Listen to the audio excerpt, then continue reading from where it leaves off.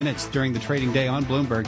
The S&P 500 is up 15 points or 0.4% at 4,416. The Dow Jones Industrial Average up 113 points or a third of 1%. 35,046 is the Dow level. NASDAQ Composite Index up 47 points or 0.3% at 14,809. The 10-year Treasury is down 9/32, yield 1.26%. Yield on the 2-year 0.20%. NYMEX crude up 0.7%, up 50 cents, $72.89 a barrel. COMEX gold up 1.5%, up $27.20 at $18.31.80 an ounce. The euro 1.1882 against the dollar. British pound 1.3973. The yen is at 109.76. Kathy Wood just 2 weeks ago touted Roku as one of her top picks, but her firm has been trimming its holdings all month.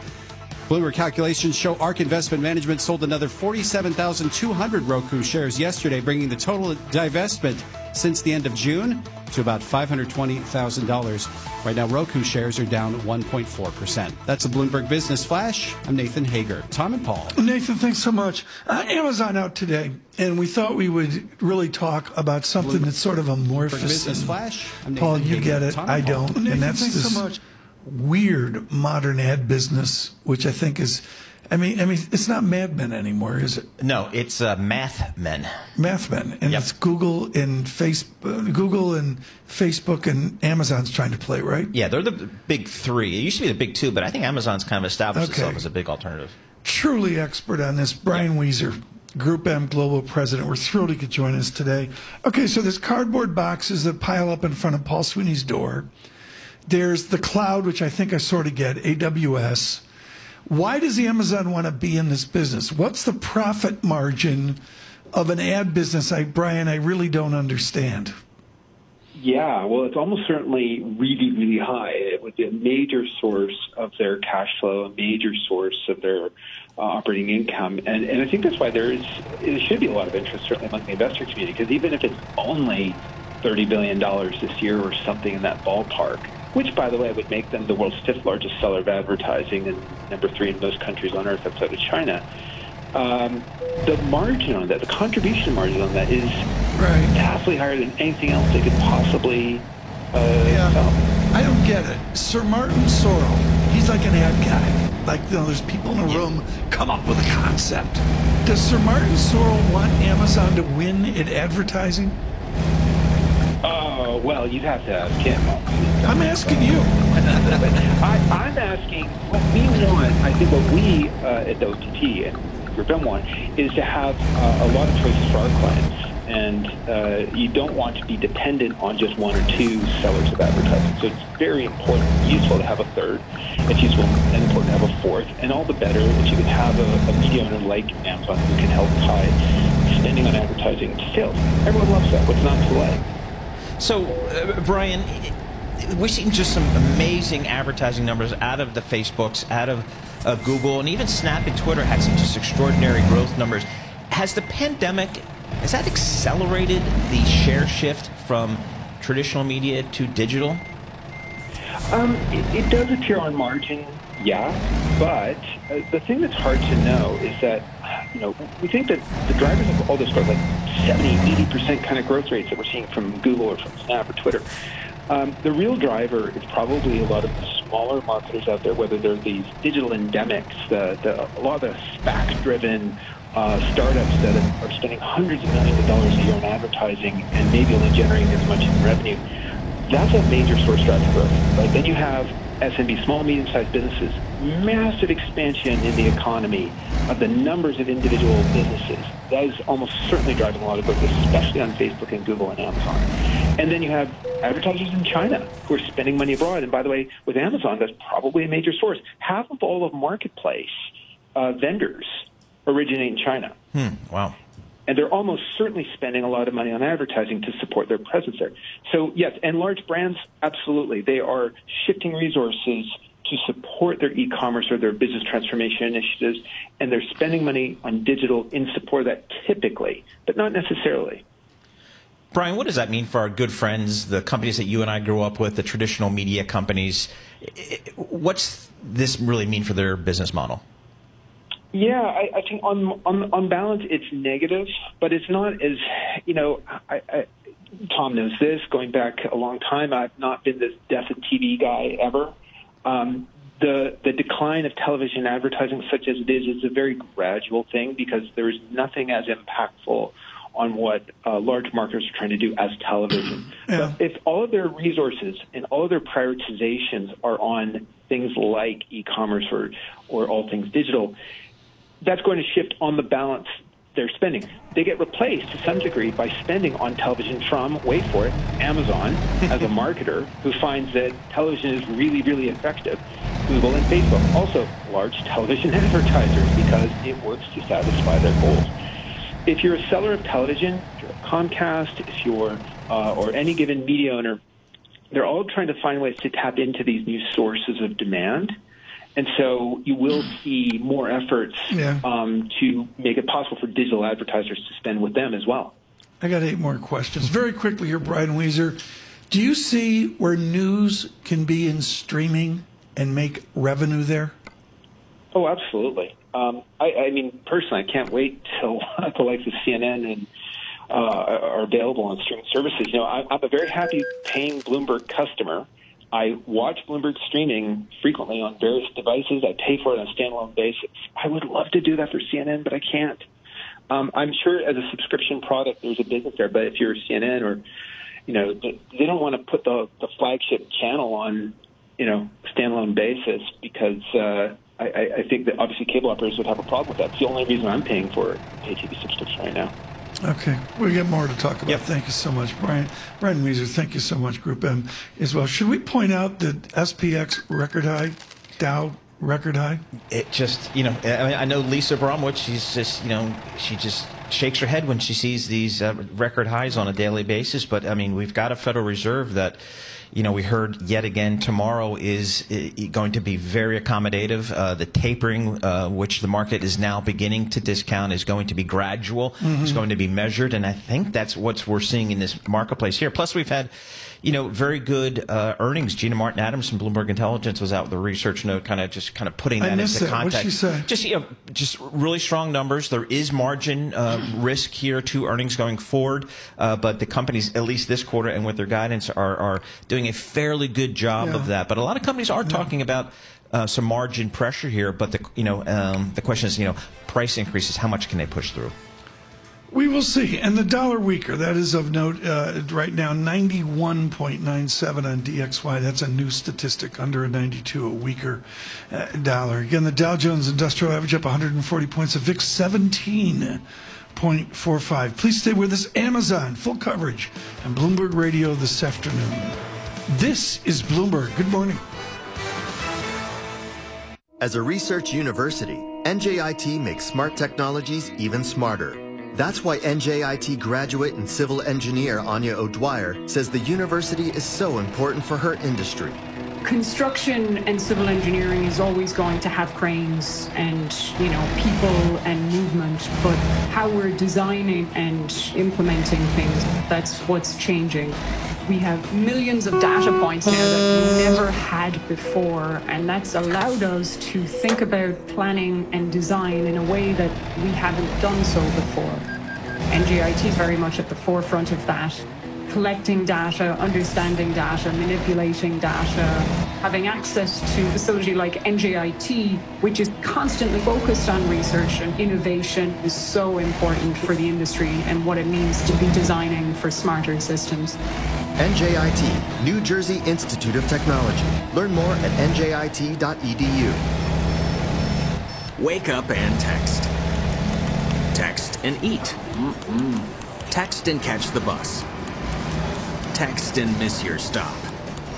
Wait. Text and be late to work. Finally. Text and work. Text and pretend to work. Text and act surprised when someone calls you out for not working. Me? Text and meet up with a friend you haven't seen in forever. Hi. Oh, good. Text and complain that they're on their phone the whole time. Text and listen to them complain that you're on your phone the whole time.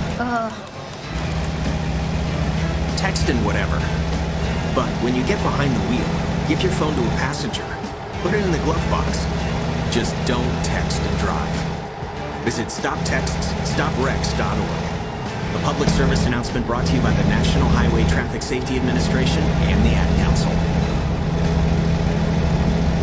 This is the Bloomberg Money Minute. Much of corporate America had plans in place for getting workers back to their offices, but some of those plans have been upended by the resurgence of coronavirus infections and the return of mask recommendations.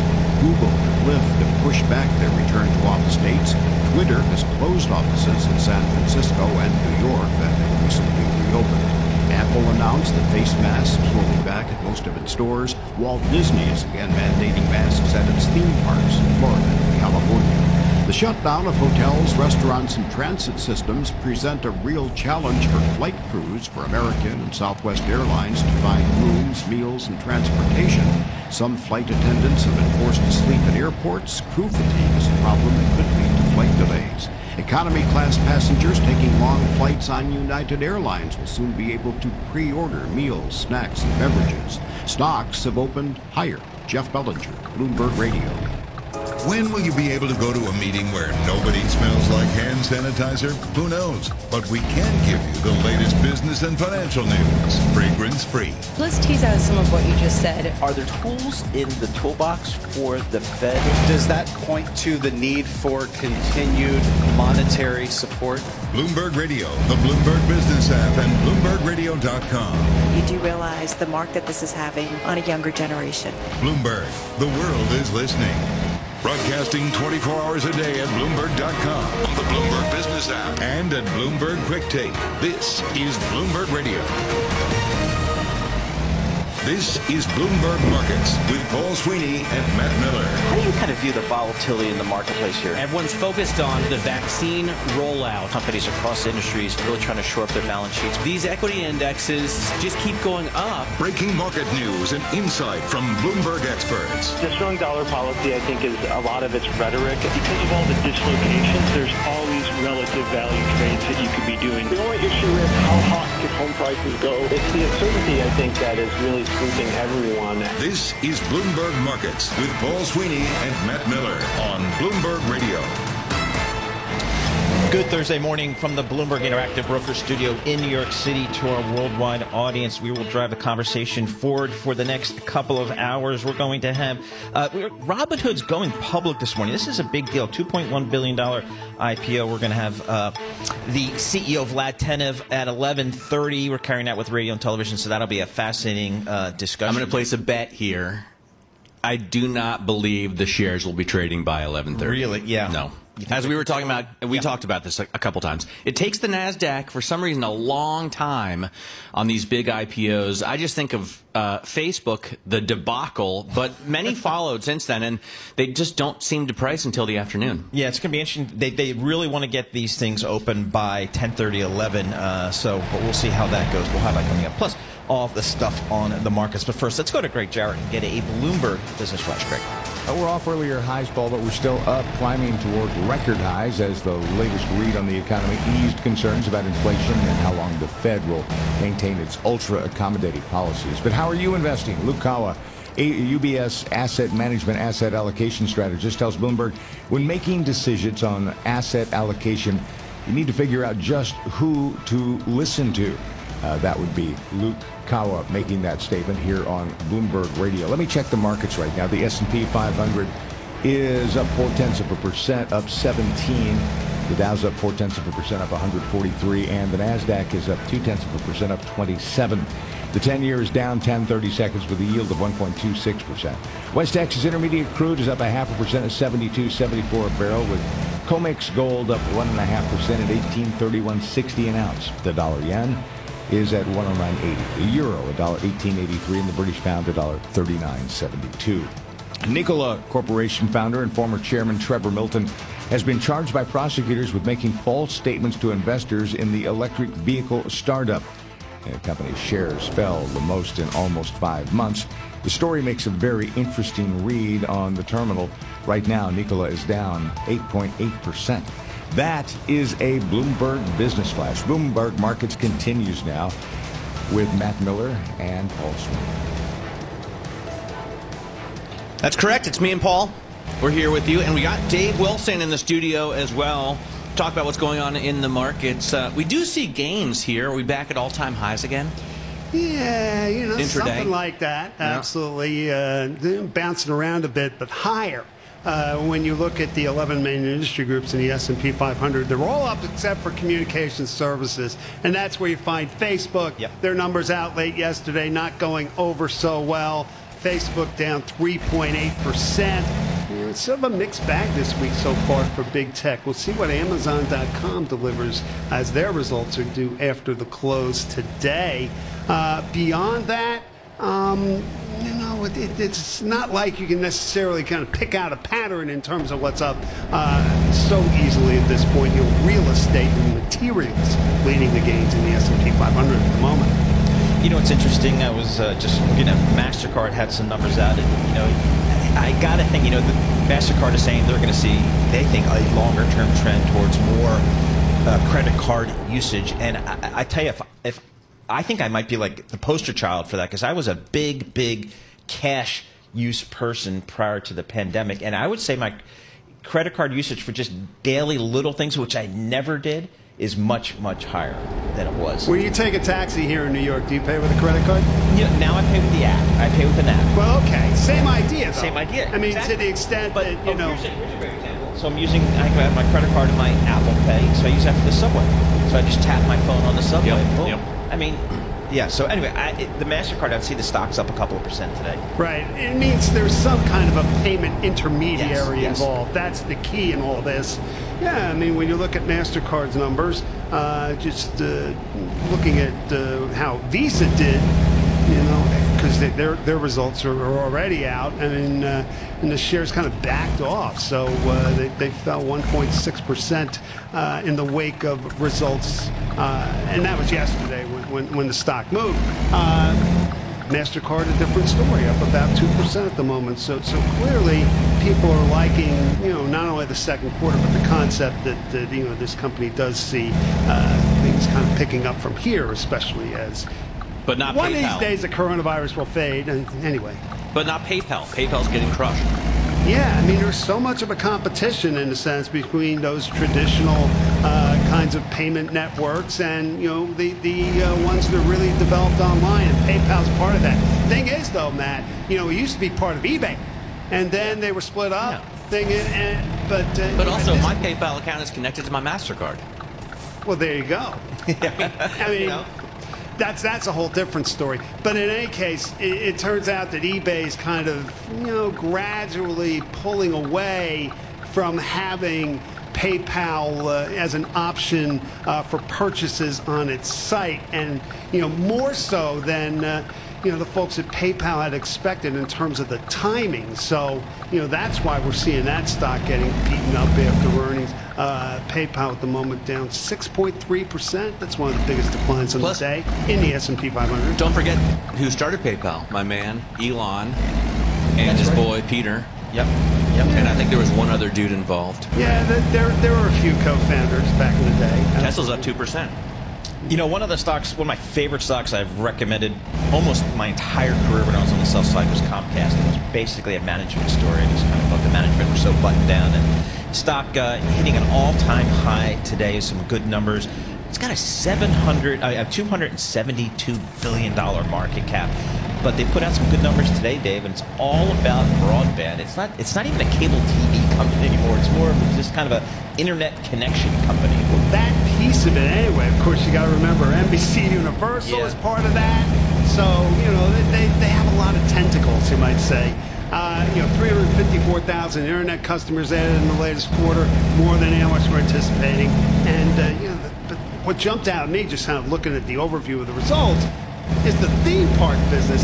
Revenue was like double the average estimate. Yeah. And so, as at least in some places, the coronavirus faded enough that you could open up, the Universal Studios theme parks, and that showed up in the results as well. I mean, you put that all together, you got Comcast up 2.2% at the moment. A theme park business is a great business. Disney always puts up great numbers in their theme. Assuming there's not a pandemic. Assuming there's not a pandemic. Guess who never took his kids to Disney? Paul Sweeney has college-age kids, and he never took them to Disney. Far be it from me.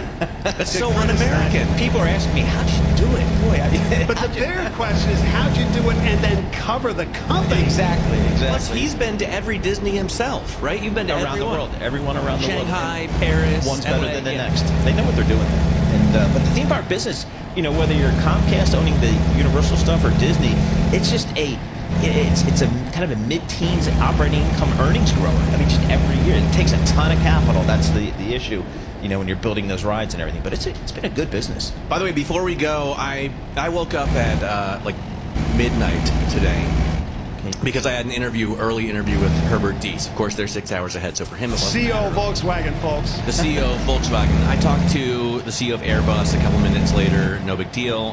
But I just noticed Ford is doing quite well today. Car makers have really beaten the street's estimates, whether you're talking about in Germany or in Detroit. Well, in Detroit, it's been all about, prices going up because, there haven't been as many cars on the lot. And they're talking about Ford is selling 30% more cars and trucks in the second half than a year ago. Wow. Yeah, I mean, it's just been a great business. You go on the lots and there's no deals to be had. I mean, it's take what the MSRP is. No, that hurts. And Dees said that's still going to hurt them in the third quarter. He hopes they get it settled in Q4. But what they find at Volkswagen is they get their limited number of chips, right? They look at the highest margin products they give those guys the chips. That's right. So if you want a Porsche, if you want a Bugatti, if you want a Lamborghini, or here in EOS, if you want a Ford F-150, that's where you get the chips. All right, Bloomberg Stocks editor Dave Wilson, thanks so much. We appreciate it. Send down to Washington, D.C. Amy Marsh has got our world and national news. Amy. Thank you, Paul. President Biden's ambitious economic plans got a major push forward with the Senate voting to begin work on a $550 billion infrastructure bill. Democrats uniting behind a plan to muscle through a broader budget resolution to carry the party's priorities. Senate Majority Leader Chuck Schumer says he hopes to get both of those proposals through the Senate before the August recess. We intend to do two things in July. One, a bipartisan infrastructure bill, and two, a budget resolution with reconciliation instructions. We are on track to do both. Yesterday's vote just sets up debate on the measure. It's a good indication, though, that it could have enough support to pass the Senate by early next week. President Biden, meanwhile, is reportedly scheduled to meet with a group of Democratic lawmakers today. They'll be talking about next steps in providing a pathway to citizenship for so-called dreamers, those undocumented immigrants who were brought to the U.S. as children. CBS is reporting that meeting comes after a federal judge's ruling that DACA is illegal, blocking the Biden administration from approving new DACA applicants. And the president is set to announce that federal employees must show proof that they have received a coronavirus vaccine or submit to regular testing and stringent social distancing, masking, and travel restrictions. And he hopes to use the federal workforce as a model for employers nationwide. Sources familiar with the plan say it's not a vaccine mandate, and those who decide not to get vaccinated are not at risk of being fired. The president is expected to make that announcement later today. Global news 24 hours a day on air and on Bloomberg Quick Take, powered by more than 2,700 journalists and analysts in more than 120 countries. This is Bloomberg. The world's financial decision makers connect on the Bloomberg terminal. The buy side and the sell side together, collaborating across markets and countries in real time, sharing ideas, negotiating trades, and forming an influential network of over 325,000 financial professionals that helps power global markets. Isn't it time you join them? Request a demo at bloomberg.com/professional. Weekday, Matt Miller and Paul Sweeney ask a few of the top market makers and analysts for their opinions. And while it's polite to listen to everyone, does it make sense that Tesla is worth $660 billion in market cap? It's more productive to listen to the best. What's the data that you guys really look at? Bloomberg Markets, weekday mornings at 10 Eastern.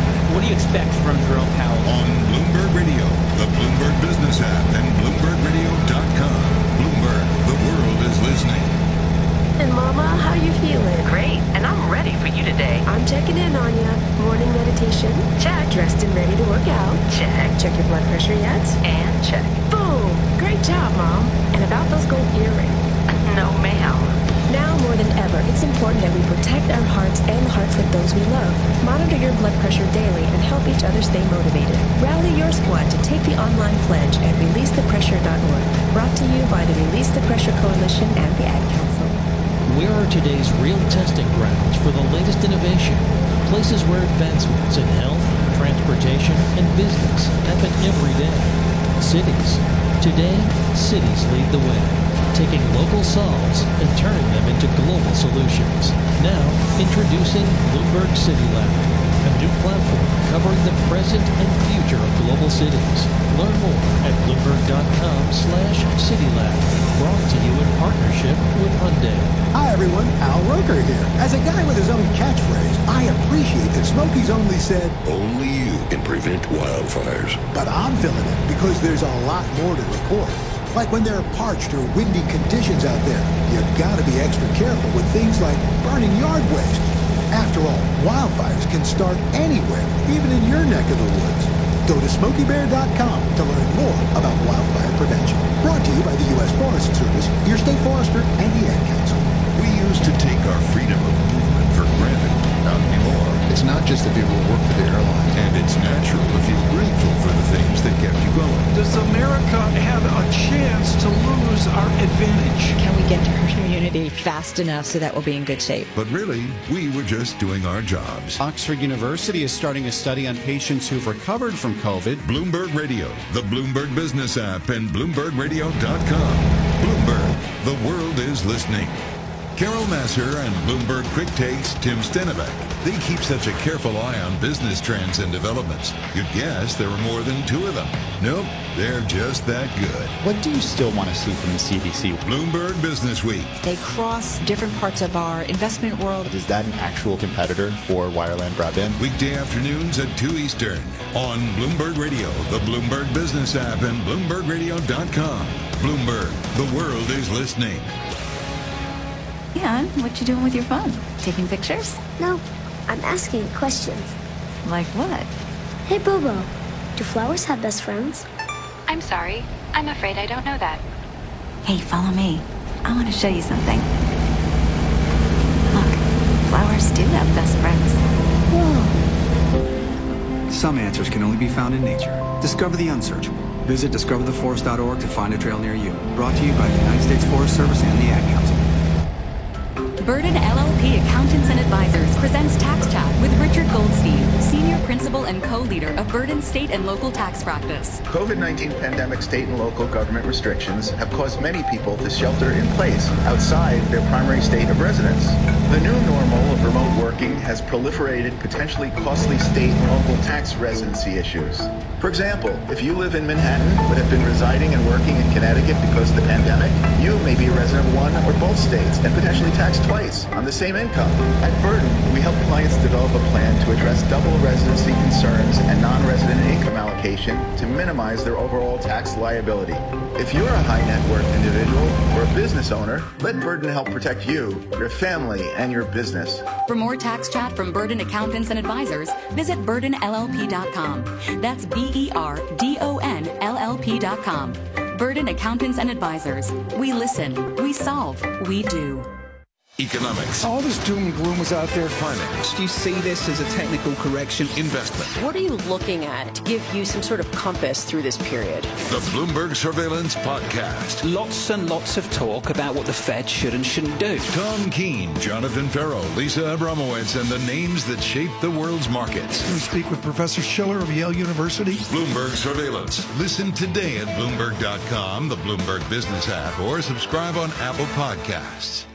Accounting professional Liam Cohen, CPA, a trustee of the Jewish Communal Fund, and Sephardic Beaker Holem, talks about why he uses JCF's donor-advised fund and recommends JCF to his clients. JCF is an organization that I've worked with for many years, both personally and in my accounting practice. The ease of giving and managing my donations through their website is very effective, using it for tax planning and managing all of my charitable giving through one place. JCF's endowment helps support Jewish organizations throughout the tri-state area, and that's very important to me and my clients. JCF's donor-advised fund is the smarter way to give back. Let Jewish Communal Fund maximize your clients' charitable deductions and streamline their charitable giving. Since JCF handles all the administration, get started now at jcfny.org or call 212-752-8277.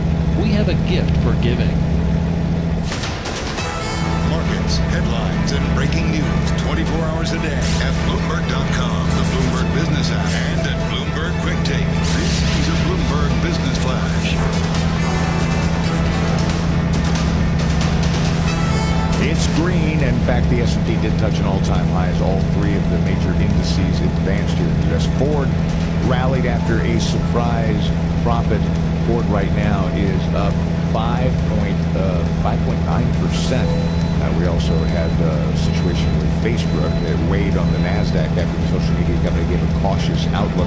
European shares hit a record after updates from Royal Dutch Shell and Airbus. Beijing's effort to soothe market nerves, including a cash injection from the central bank, did buoy Asian shares. Where are we here in the U.S.? The S&P is up 0.4%, up 18. The Dow's up 0.5%, up 168. The NASDAQ's up 0.2%, up 28. The 10-year's down 10.30 seconds. The yield is 1.26%. West Texas Intermediate crude's up 0.6% to 72.86 a barrel. COMEX gold's up 1.6% at 18.3270 an ounce. The dollar yen 109.68. The euro $1.1887. Pound $1.3975. Mortgage rates in the U.S. are up for the first time in 5 weeks. The average for a 30-year loan 2.8%, up from 2.78% last week. That's a Bloomberg Business Flash. Bloomberg Markets continues now with Matt Miller and Wall Street. All right, Greg Jarrett, thank you so much. We appreciate it. All right, active investing, passive investing. We've been having that discussion for a long time as more and more money goes passive. Index investing, we've been having that discussion. But how about, introducing a thematic element to index? Since Jack Bogle, basically. Yes, exactly for like 50 years now. Exactly right. It's a thing, I guess, as the kids would say. Rahul Sen Sharma joins us. Rahul's a managing partner at Index. Rahul, thanks so much for joining us here. I'd love to get your thoughts on thematic indexing. What is it?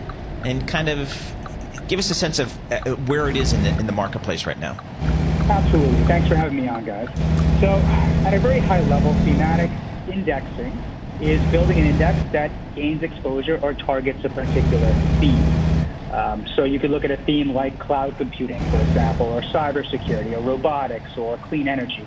These are examples of thematic indexes that we've built that have been popular and that have been licensed for typically ETFs here in the U.S. and overseas that have gained a lot of assets over the last few years and really reached a tipping point. So it's bringing factors just like a step further, basically, and allowing everybody, not just hedge funds, to get in. Right. I mean, we were one of the early kind of innovators in the thematic indexing space, and what we realized was it's not a very easy space to access like with factors. With factors, I mean, there are screens that you can easily run to identify factors and to identify companies that qualify. Themes often cut across sectors and industries on a global basis. A good example of that would be 5G technology or, again, cybersecurity. So what you need to do there when you're accessing a theme is you need to cast a global net. You need to identify what is really relevant to that theme, and then you've got to go company by company to identify companies that are generating typically a majority of their revenue from a theme like cloud computing or cybersecurity or robotics and AI.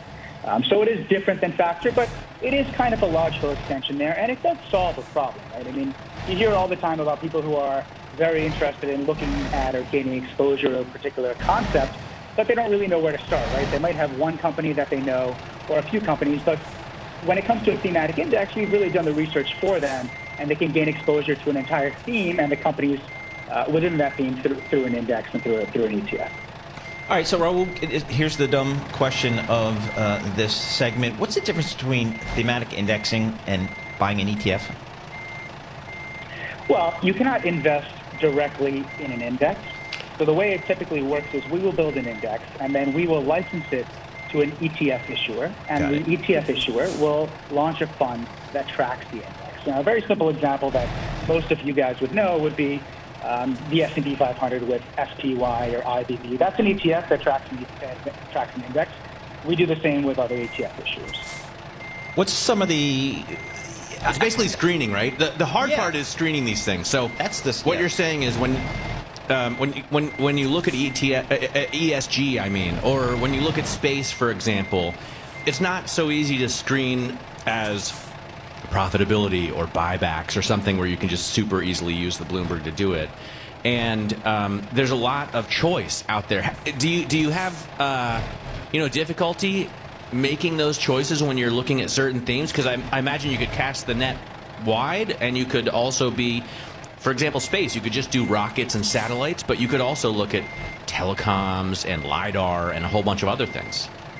That's exactly, you're hitting the nail on the head. So it's really a multi-part problem. The first is, how do you define that thing? And like you said, do we look at rockets? Do we look at satellites? Do we look at other types of trajectory technology? So that's part one. It's defining the theme, and our research team does that. And then part two is, of course, identifying the companies that are generating typically revenue, and ideally a majority of their revenue from that theme. Because you don't want a company that's generating, negligible amounts of revenue from a theme, because that's not really the exposure that you're looking for, right? You want a company that really is tied to that concept. And that's what we've been doing for 6+ years now. And it typically is a revenue-focused target. We have a dedicated team of analysts spread across a couple of offices globally that do this and have done this for 6 years now. What are some of the more popular indexes that you've recently worked on? Where's the demand from the marketplace? Well, I would say it's in a couple of different areas. The first is, of course, technology. I think people get technology because it's something that they interact with on a daily basis. So our 5G technology index has done quite well. We licensed that here to an issuer called First Trust for an ETF that's raised over $1 billion. Robotics and artificial intelligence is another one of our early themes that has also been quite successful.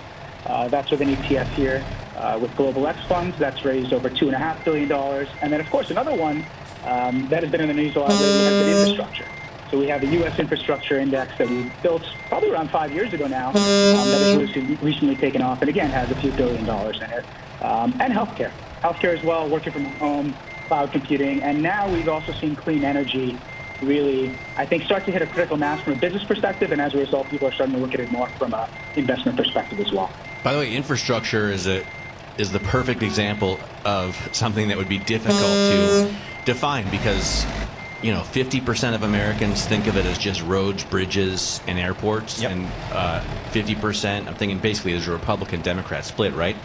Democrats would think of it as childcare and nutrition and fascinating stuff, Rahul. Great having you on. Hope we can get you back. Rahul Sen Sharma there. He's a managing partner at Index, and as he's been explaining to us, they put together thematic indexes and license them out to ETF companies, and that's really the way the kids love to invest these days, and you can understand why. This is Bloomberg. If knowledge is power, the Bloomberg Terminal is your power up, connecting you to the real-time financial news, data, and analytics that can take your workflow to the next level. Power up at Bloomberg.com/professional. This is a Bloomberg Money Minute. Problems not of their own making keep piling up for the airlines. Flight crews from American and Southwest say they're having trouble getting hotel rooms, meals, and transportation at the end of their workdays. They say that leaves them tired and threatens to delay flights. Chicken wing prices have increased more than 50% since 2020, according to the USDA. This is a weight on fast food chain Wingstop, the company assuring investors that its streamlined kitchen operations will help it navigate the current inflationary environment. Legendary TV pitchman and inventor Ron Popeil has died. He hawked lots of products for generations, including the Vegematic and the Ronco Grill. You may also remember many of his lines in late-night ads, such as Set It and Forget It. He was 86 years old. Stocks are on the rise. The Dow now up 160 points. The event of the day, we hear from Amazon.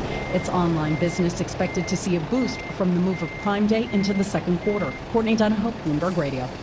Hi, it's Olivia Munn with my shelter pets, Frankie and Chance. Say hi, guys. When I adopted them, I discovered that they both have incredible personalities. Chance's sole purpose in life is to love and to be loved. Frankie is a little bit of a scoundrel and always entertaining. They're a little bit of a lot of things, but they're all pure love. Adopt pure love at theshelterpetproject.org. Brought to you by the Ad Council, the Humane Society of the United States, and Maddie's Fund. Are you interested in a challenging and exciting career? One where you can be part of solving complex challenges across industries and geographies? Bloomberg's ever-expanding technology, data, news, and media services foster innovation, empower clients, and offer nearly limitless opportunities for career growth. Visit Bloomberg.com/careers today to view our current job opportunities. Bloomberg LP is an equal opportunity employer. The address once again is Bloomberg.com/careers. There are a lot of ways to look at the world right now. Interesting that you've got an overweight on Hong Kong. And the more of them you can access, the better. What has to be his strategy? Perspective. Who's doing school best? Clarity. How do we get it so that the benefits get to everybody? Expertise. He seems to have exactly the right combination. It's character plus policy. Bloomberg Radio, the Bloomberg Business app, and BloombergRadio.com. Bloomberg, the world is listening. You took the first step and quit smoking, but even former smokers may still be at risk for lung cancer. That's why SaveByTheScan.org wants you to know about a new low-dose CT scan that can detect lung cancer early. It takes only 60 seconds and could save your life. You took the first step, now take the next. Visit SaveByTheScan.org for a simple quiz to see if you're eligible and talk to your doctor about screening. SaveByTheScan.org is brought to you by the American Lung Association's Lung Force Initiative and the Ad Council. Why do hedge funds and other alternative managers rely on Pershing for a highly personalized experience? Mark Alderati, a managing director at BNY Mellon's Pershing and head of Prime Services, shares how we help you consider everything. In today's ever-evolving environment, the team at Pershing's Prime Services wants to know, what are you focused on now? Are you confident in the stability of your counterparty? Do you feel they can help you grow your business? When it comes to fundraising, do you have access to the mindset of the advisor or have what you need to navigate the ODD process? Exceptional service for our clients is at the core of what we do. Our award-winning team is just one of the benefits of working with BNY Mellon. Whether it's customized financing or securities lending solutions, BNY Mellon's Pershing is a prime broker who's committed to this business and dedicated to meeting your demands, so you can focus on growing your business and producing results for your clients. To learn more about the unique and industry-leading solutions for hedge funds and other alternative managers, visit Pershing.com. Pershing LLC, member FINRA, NYSE SIPC. What is dedication? The thing that drives me every day as a dad is Darian. We call him Day for short. Every day he's hungry for something, whether it's attention, affection, knowledge. And there's this huge responsibility in making sure that when he's no longer under my wing, that he's a good person. I think the advice I would give is you don't need to know all the answers. The craziest thing was believing that your dad knew everything. So as a dad, you felt like you had to know everything. You had to get everything right. It's okay to make mistakes. As long as it's coming from love, then, you know, it kind of starts to work itself out. I want him to be able to sit back one day and go, we worked together, we did a good job. That's dedication. Find out more at fatherhood.gov. Brought to you by the U.S. Department of Health and Human Services and the Ad Council. This is the story of a very special woman. Just a few knew about her superpowers. In a matter of seconds, she turned herself into a great mathematician. She masqueraded as a regular person at work, but as a superhero at home. Everyone knows her as Gabriella. I still call her Mom. Your hero needs you now, and AARP is here to help. Find the care guides you need to help, complete with tips and resources at aarp.org/caregiving. Brought to you by AARP and the Ad Council. It's the closest thing you can find to a masterclass on how the world works. The United States has lost a tad of credibility. Bloomberg Balance of Power. Are we fulfilling those commitments at this point? Weekdays at noon Eastern. Can you give us the priorities? On Bloomberg Radio. Broadcasting live from the Bloomberg Interactive Brokers Studio in New York. Bloomberg 1130 to Washington, D.C. Bloomberg 99.1 to Boston. Bloomberg 106.1 to San Francisco. Bloomberg 960 to the country. Sirius XM Channel 119. And around the globe, the Bloomberg Business app and BloombergRadio.com. This is Bloomberg Markets. All right, we are still watching and waiting to see when Hood is going to start trading. Robinhood going public today. We're going to talk a lot about that throughout the program, but we're still focused on other things. There's other news happening. For example, mask requirements are coming back in a lot of places at most Apple stores. Google is requiring its employees when they come into the office to be vaccinated. So Jenny Serrain is going to join us, finance reporter for Bloomberg News, on Citigroup reinstating mask requirements. Plus, we've got a big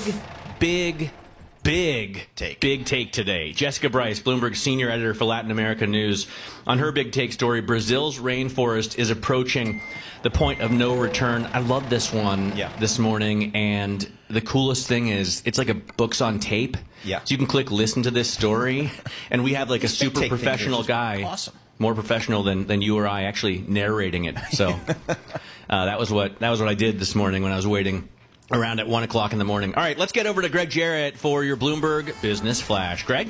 Who played your favorite Robin Hood, Matt? Did you like Errol Flynn, or you're a more modern guy? I liked the guy from The Princess Bride. Didn't he play Robin Hood in something? I don't know. I didn't see that. The Princess Bride guy? I'm going to look for it. It's what I think about when I think about Robin Hood, as a guy in green tights. Stocks are edging higher as investors mull GDP numbers, jobless claims, and the conclusion of the Fed meeting. Gross domestic product grew at an annualized rate of 6.5% in the second quarter of 2021, missing the 8.5% jump estimated by economists. So where are the markets? We're in the green, but not as far as we were earlier. S&P 500's up 0.5%, up 21. The Dow's also up 0.5%, up 157. And the Nasdaq's up 0.4%, up 55. The 10-year is down 11/30 seconds with the yield of 1.26%. West Texas Intermediate crude's up 0.8% at $72.99 a barrel. COMEX gold's up 1.5% at $18.30.90 per ounce. The dollar yen 109.66. The euro $1.1885, and the British pound $1.39.77. A gauge of contract signings to purchase previously owned U.S. homes fell in June, indicating high prices and a limited number of available properties are discouraging prospective buyers. The National Association of Realtors index of pending home sales declined 1.9% from May. The median estimate of a Bloomberg survey of economists was for no change. That is a Bloomberg Business Flash. Bloomberg Markets continues. Fall swing from Matt Miller. All right, Greg Jarrett. What? Turn your mic on. I figured it out. Cary Elwes is the guy who played Wesley in Princess Bride. If you haven't seen it, you probably should watch it because it's a classic. I haven't seen it. Well, you're maybe a little too old, but Cary Elwes plays Wesley, and then he goes on to play Robin Hood Men in Tights. Men in Tights, okay. Which was my favorite version as a kid, I think. Yeah. Boy, am I glad we cleared that up. All right, let's talk. For Greg Jarrett, it's Errol Flynn, for sure. Yeah, well, Greg Jarrett goes back a little bit longer than we do. Masking, we're talking about masking, and is now back on front and center, on the front burner, as they say. Our good friends at Citigroup, they are reinstating a mask requirement. Again, one of my former employers. I can say that just about any Wall Street firm. Jenny Serrain joins us. She's a finance reporter from Bloomberg News.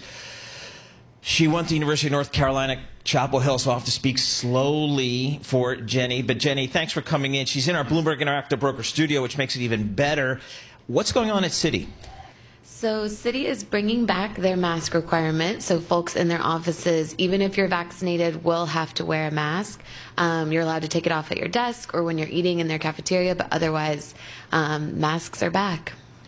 You know, I think this might be like a competitive thing. I mean, it's back to work. Do you have to come back to the office? Do you not have to come back to the office? And Citi's kind of flexible there, right? Yeah, Citi has definitely been more flexible than a lot of their biggest competitors. So they don't even have the vast majority of their folks back yet. That's not expected until September.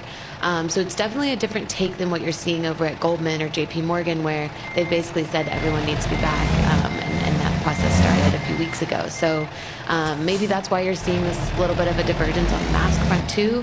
Citi doesn't have as many folks back in their office where this affects folks. It almost seems like virtue signaling. I mean, you want to show, how much you care, I guess, about the kids or the unvaccinated, which is why you do this. Because Of course, if we're all vaccinated, the chances of any of us getting seriously ill are incredibly low. There's no reason for us to wear a mask, at least none that any scientist or doctor can explain to me in data terms. Yeah, well, I think, what's interesting is so many of these banks have been saying this whole time, we're following CDC guidance, we're following CDC guidance. So Fair with enough. this, latest guidance this week, especially that New York and all of its 5 boroughs fall under that, I think that's why you're seeing a lot of companies, honestly, bring back masks or even in-state vaccine requirements and things like that. So I think so much of it is just trying to stay consistent with what you've been doing. But to your point, I think there's been a lot of whiplash, and employees probably feel that. We see it. So Apple stores, I think you have to wear masks in almost all Apple stores now. Google has said they're going to require employees to get vaccinated, as have the state of California, the state of New York, the city of New York. Either they've said it or they said they're going to say it. And then we've seen a lot of offices that were going to reopen not, right? Especially in tech. Twitter, for example, was going to reopen offices and they didn't. Yeah, so it's almost we have some federal guidelines, but now it seems like it's going down to the state, local level, and even to the company level. Did Citi do any ask for any feedback from their? Is this in response to feedback from their employees, or did they do a survey? I think a lot of what they've done so far, at least, has been totally informed by their employee surveys. I think this is honestly just in response to the CDC guidance this week and the fact that they've gone along with that this whole time. But I think, I do think that there is some sympathy for folks with kids and folks maybe who can't get vaccinated, who they want to protect. And I think it'll be interesting as Wall Street tries its hardest to get its workers back, how that might come in fits and starts with what we're seeing now. Some people can't get vaccinated, but I can't wear a mask, because I have a condition and I get horrible acne right here in my T-zone. And so I just can't do it. I'd have to work from home. Oh, okay. That's good to know. Yeah. All right, let's let that Al from Jersey. You don't want to see a 47-year-old, with zits down the side of his nose. That's Especially not on television. Yeah, that's not a good look. All right, so Jenny, what else are we seeing? Do you think we're going to see the other investment banks follow suit here?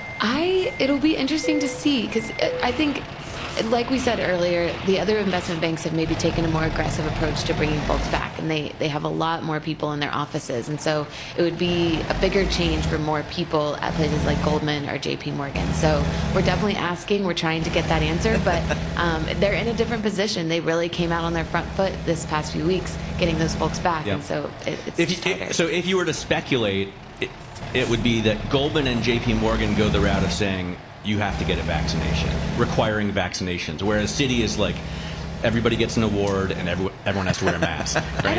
I wouldn't say it that way. I mean, we've heard Jamie Dimon talk about how he is able to require vaccinations, and that's something that they have thought about. I don't know that we're going to get there. These banks, we often think of them as big New York banks. They have huge operations in places where vaccine hesitancy is way higher. Texas, Ohio. So they're dealing the great with state a lot of Ohio, more. we call it here. They're dealing with a lot more than just the folks coming in on the Metro North and the subway every day. They're dealing with a very, very varied workforce. Got it. Jenny Serrain from UNC reporting for Bloomberg. Yes. Let's get over to Amy Morris in Washington, D.C. with your World National News. Amy? All right. Thanks so much. The Senate has voted to move ahead with a broad infrastructure package just hours after a bipartisan group of senators and President Biden came to an agreement on a $550 billion plan. Terry Haynes is founder of Pangea Policy.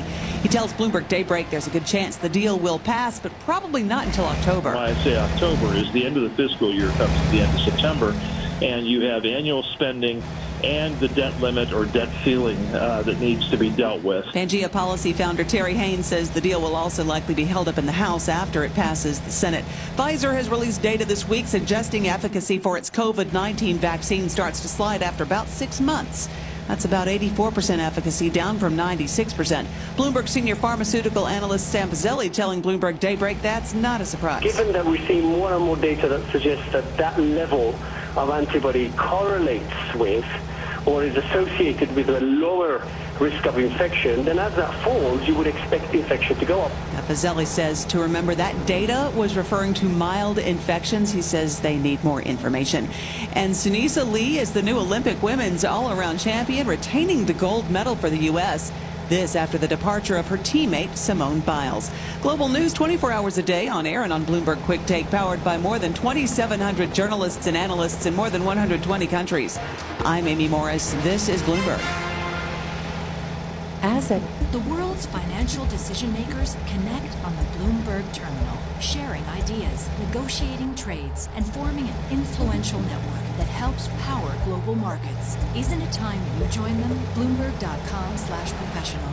Managers who seize change to launch new strategies, add distribution channels, or exploit new technology to re-engineer the investor experience are often rewarded. However, in an industry paralyzed with complexity, few act with agility or decisively. Few run their businesses strategically, yet the most competitive managers in the market know with the right partner and a flexible operating system, you can. Go boldly toward change with SEI Investment Manager Services. Determination and operational strength are both essential factors for growth in asset management. I'm Steve Meyer, President, Head of SEI's Investment Manager Services Division. We know that disruptive forces create opportunities around the world. If you see potential in change, our industry specialists will maximize SEI's integrated platform of data and risk management, global investment operations, compliance support, and investor services to position your asset management business for success. Come grow with us. With SEI Investment Manager Services, you lead the charge in a competitive marketplace. Learn more at SEIC.com/seize change. Greg Sauter is president of WGI, which provides engineering solutions for public infrastructure and real estate development projects. He's also on the board of overseers for New Jersey Institute of Technology and sees firsthand the intense demand by companies to hire NJIT graduates. It's become almost cliche to say, but a large percentage of the jobs required in the not too distant future have not even been identified yet.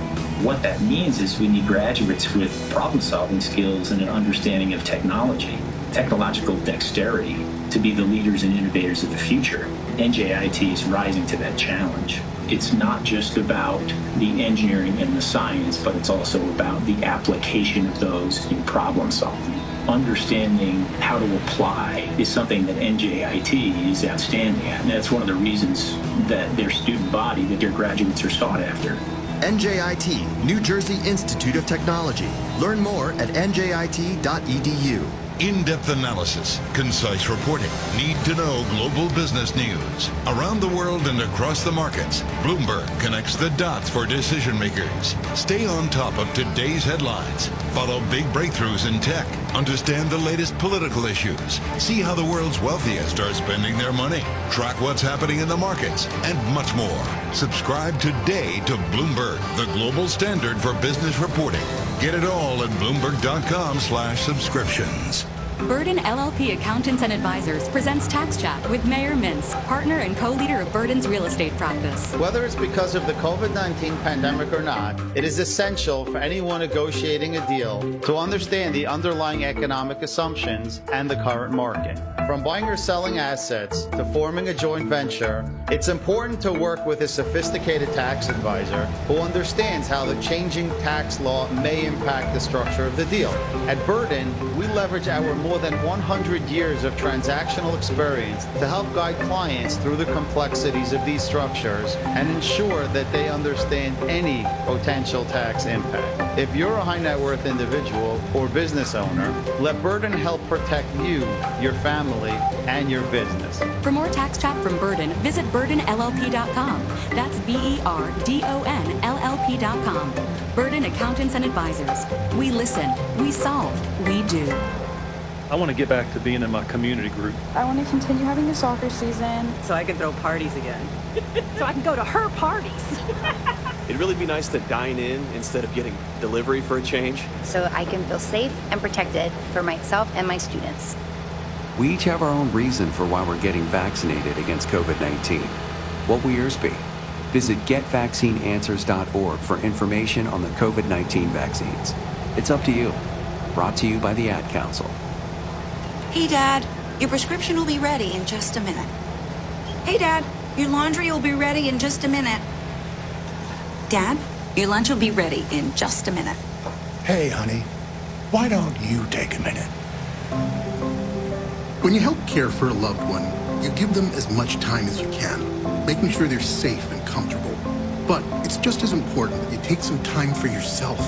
At AARP, we can help with information and useful tips on how you can maintain a healthy life balance, care for your own physical and mental well-being, and manage the challenges of caring for a loved one. Because the better care you take of yourself, the better care you can provide for your loved one. Thanks, Dad. Thank you. You're there for them. We're here for you. Find free care guides to support you and your loved one at aarp.org/caregiving. That's aarp.org/caregiving. A public service announcement brought to you by AARP and the Ad Council. For the Jewish Communal Fund, Barbara Novick, investment professional and philanthropist. I think JCF has one of the best funds out there. It's very reasonable in its pricing, it's very flexible in its investments, and I give them an A+ for client service. A fund may be opened with a $5,000 contribution of cash or appreciated securities and can be used as an alternative to a private foundation. At any time, you may suggest which charities you would like to support and in what amounts. Choose from the menu of high-rated investment options, and your charitable fund can earn tax-free income. It's a very client-centric organization. They have a very user-friendly website, and I find they make my life easier. Let the Jewish Communal Fund be your personal connection to charitable giving. Open a JCF fund now to lock in this year's tax deduction. Call 212-752-8277, 212-752-8277, or visit jcfny.org. Markets, headlines, and breaking news 24 hours a day at Bloomberg.com, the Bloomberg Business app, and at Bloomberg Quick Take. This is a Bloomberg Business Flash.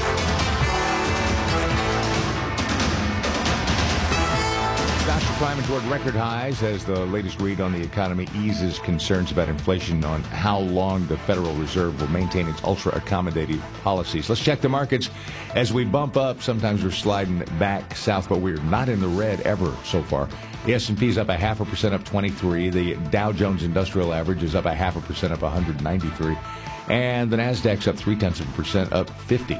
The 10-year is down 11/32, the yield 1.27%. West Texas Intermediate crude is up 0.9% at 73.01 a barrel. COMEX gold is up 1.5% at 18.3090 an ounce. The dollar yen 109.69. The euro $1.1882. The British pound $1.3971. Bayer will set aside $4.5 billion in the second quarter to cover potential future exposure tied to its Roundup weed killer. The additional provisions come on top of the $11.6 billion Bayer has previously said it plans to spend to resolve the Roundup litigation. That's a Bloomberg Business Flash. I'm Greg Jarrett. This is The Big Take, the best of Bloomberg's in-depth original reporting from around the globe. What we have to make sure we do as the economy recovers is look at the data kind of broken down a bit. These plants are becoming more and more expensive. You're looking at $15 billion for their entry level. There have been waves of immigration that have faced a lot of resistance. There's a lot of color behind the scenes and a great untold story. How did Bezos really come out on top? As the cover says, Jeff wins. He always seems to win. The Big Take on Bloomberg Radio. All right, Matt, I mean, you and I have talked about this before. The big take stories that coming out of Bloomberg News are just awesome reporting, awesome journalism. There's some big takes, and then there's some really big takes. And this story today is a really big stake. It's a big topic. The Amazon, the rainforest. We know about the risk to that rainforest. I thought I did until I started reading this story. Jessica Bryce joins us. She's a senior editor for Latin American News from the Sao Paulo, joining us on the phone. Jessica, all right, the Amazon rainforest nears point of no return in Brazil land grab. Can you just let us step out 30,000 feet and just frame the issue for us? I think most of our listeners have a sense that, okay, the rainforest is at risk, but how at risk? Hi there. Thanks for having me on the show. So the rainforest, deforestation has been an issue for decades. It's been a crisis in the making for decades. But recently what we're seeing is that it's reaching this point where the rainforest in many ways is sort of one giant organism. It's this ecosystem that depends on other parts of the ecosystem. And what we're seeing is that as the burns worsen, not only are large parts of the Amazon no longer pulling greenhouse gases from the air, but they're actually contributing and accelerating climate change. And we're nearing a point where the Amazon will no longer be a rainforest. It will turn into a savanna, and that's important because not only because of its role as in cleaning the air that we breathe, but also because it regulates the weather for South America, and South America is a huge producer of food for the globe. And so losing the Amazon, going over that point, it's a very serious problem for everyone. So first of all, Jessica, I learned so much reading this story, and I just think it's a fantastic piece of journalism. There must have been mind-numbing amounts of research that went into this document and interviews, and I just thought it was so good. One of the central themes that I took from this is we all benefit from the Amazon rainforest. But Brazil wants to be somehow compensated for that by the rest of the world, or they threaten they will go and take the value out of it themselves.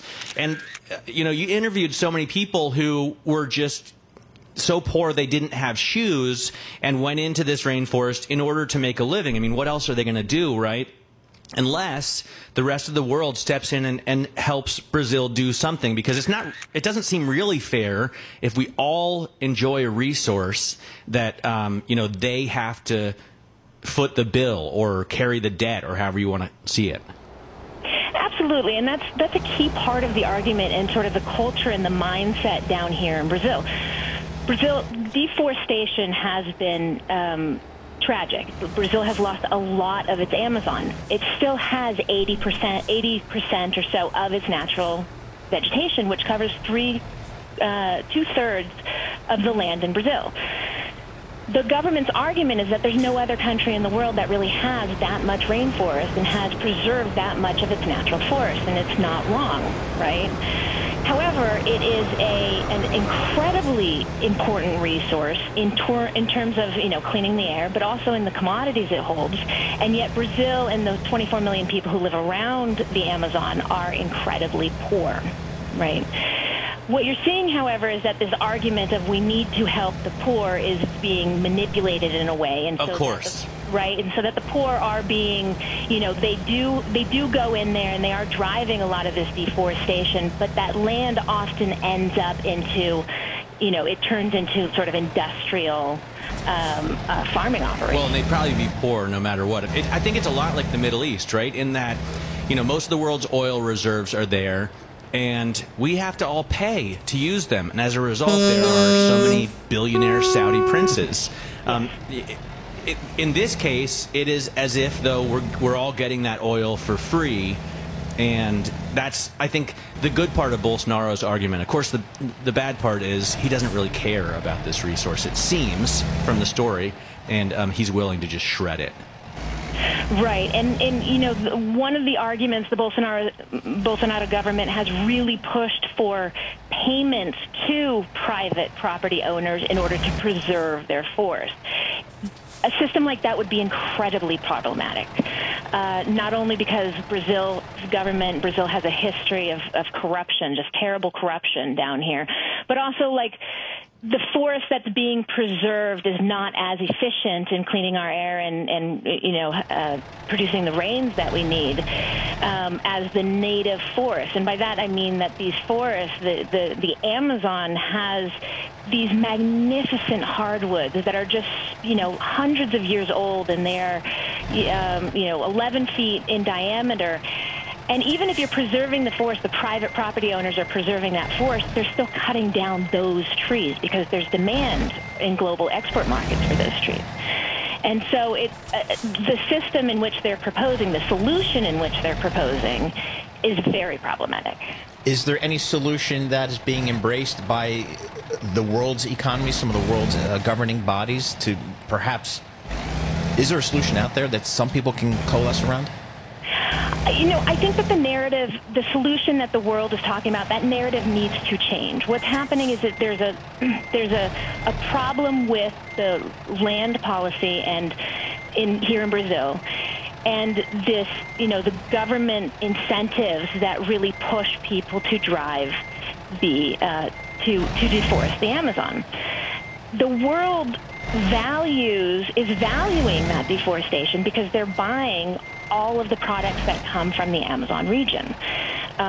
soybeans and soy products, I believe the exports in 2020 out of Brazil that were valued at $35 billion. Nuts that come out of Brazil, which can be produced sustainably, it was only $100 million. So there's just no, I think the world, it's very important that the world has put a lot of pressure on beef companies, and I think you're seeing some changes. I think some of the beef companies are taking it seriously, but I think you also need to, international governments also need to look at, okay, we're buying this stuff. Right.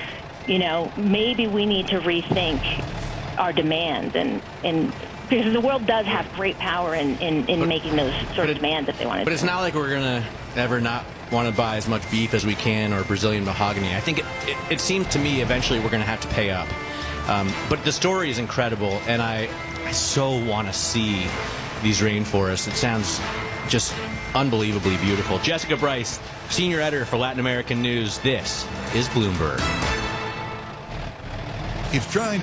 The world's financial decision makers connect on the Bloomberg terminal. The buy side and the sell side together, collaborating across markets and countries in real time, sharing ideas, negotiating trades, and forming an influential network of over 325,000 financial professionals that helps power global markets.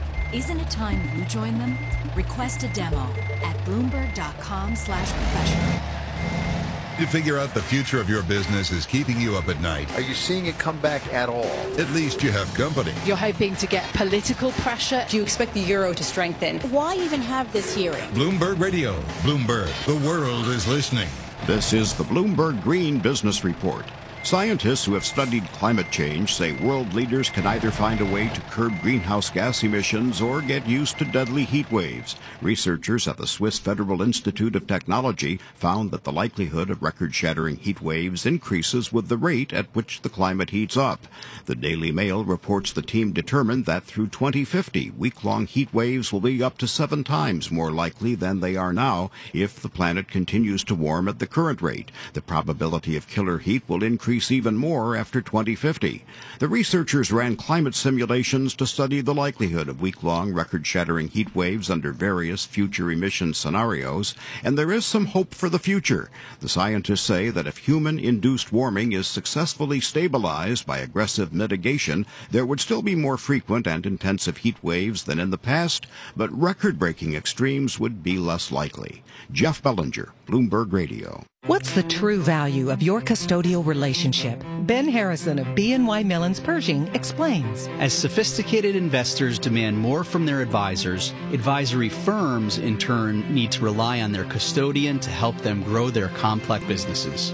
At BNY Mellon's Pershing, supporting the rapid growth of RIAs is our #1 priority. We understand what it means to deliver true value to our clients who are looking for a custodian that is aligned with their best interest and delivers high-value solutions, all in an open architecture environment with flexibility, choice, and transparency.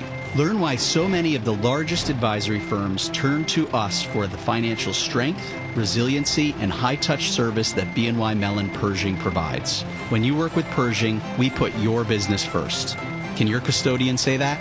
Learn more at Pershing.com or call 800-445-4467. Pershing Advisor Solutions, LLC. Member FINRA SIPC. After listening to Paul Sweeney and Matt Miller. Extraordinary science coming out of the biotech and pharmaceutical industries. You'll not only have new insights. What are the numbers you think you can hit? You'll be confident that what you've learned is accurate. I'd love to get your thoughts on what's happening in Europe. Bloomberg Markets. Even you're bringing it into next year. Weekday mornings at 10 Eastern on Bloomberg Radio, the Bloomberg Business app, and BloombergRadio.com. Bloomberg, the world is listening. Broadcasting 24 hours a day at Bloomberg.com, on the Bloomberg Business app, and at Bloomberg Quick Take. This is Bloomberg Radio. This is Bloomberg Markets with Paul Sweeney and Matt Miller. Lower for longer. We hear that from Fed Chairman Jay Powell. One of the best ways to watch inflation is with the break-evens. Let's get a chance to see what's really going on under the hood. The economy has changed. Breaking market news and insight from Bloomberg experts. You can't have a narrow slice of the country doing well and everybody else doing poorly. Are we looking at a more damaging break in the labor market? We're looking at late 2021, early 2022, where it really feels quote-unquote normal. This is Bloomberg Markets with Paul Sweeney and Matt Miller on Bloomberg Radio. All right, coming up after the close today, Amazon reports numbers. I'm just looking at Amazon. The stock's up about 11% this year, $1.8 trillion market cap, just extraordinary. We're going to break down or get a little preview, if you will, of those earnings from Poonam Goyal. She's a U.S. retail analyst for Bloomberg Intelligence. Plus, the Biden administration's tax plan. Looks like taxes are going up. We're going to try to break down some of those details of the potential plans. But first, let's go to Greg Jarrett of Bloomberg News and get a Bloomberg Business Flash. Greg. Yep, going higher into the green right now, Paul. All of the main American indices have advanced, with the S&P and the Dow Jones Industrial Average touching records. Ford rallied after a surprise profit. Facebook is weighing on the NASDAQ after the social media company gave a cautious outlook.